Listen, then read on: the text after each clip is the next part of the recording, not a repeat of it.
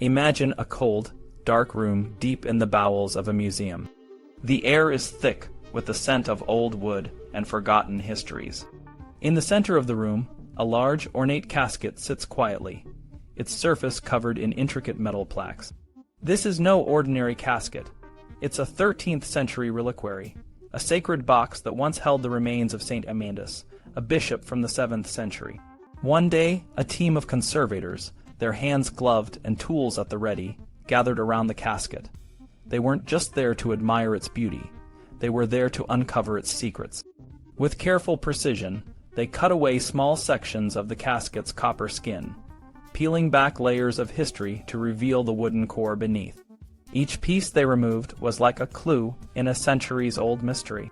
But the real shock came when the casket was wheeled out of the museum and into a waiting van. It was transported to a place where you'd least expect to find a medieval artifact, a hospital. At the University of Maryland Medical Center, the casket was placed inside a computed tomography CDX-ray scanner.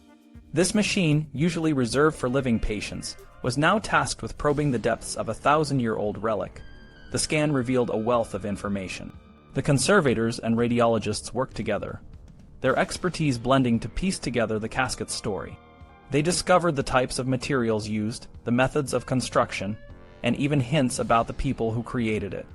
The casket, once a silent witness to the past, was now speaking in volumes. But this wasn't the only object that was being brought back to life. Across the world, in museums and labs, researchers were using similar techniques to uncover the stories of ancient objects. Parchment pages of manuscripts were tested to determine the animals they came from and the regions where they were bred. The leather of historic shoes was analyzed to trace its origins. Even the cloth of ancient textiles and the wood of holy relics were examined, their dyes and plant matter revealing specific times and places in the medieval world. These techniques were like modern-day detective work, allowing us to piece together the past in ways that were once impossible.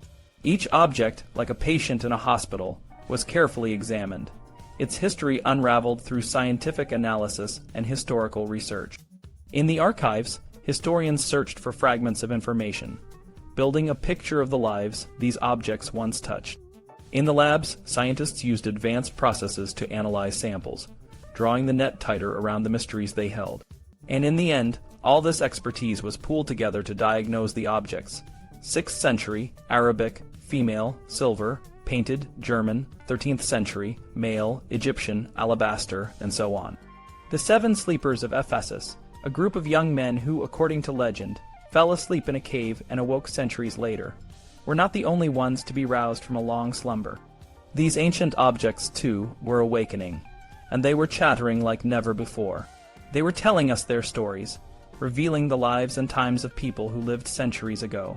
And as we listened, we realized that the past was not a silent, static world, but a living, breathing tapestry of human experience.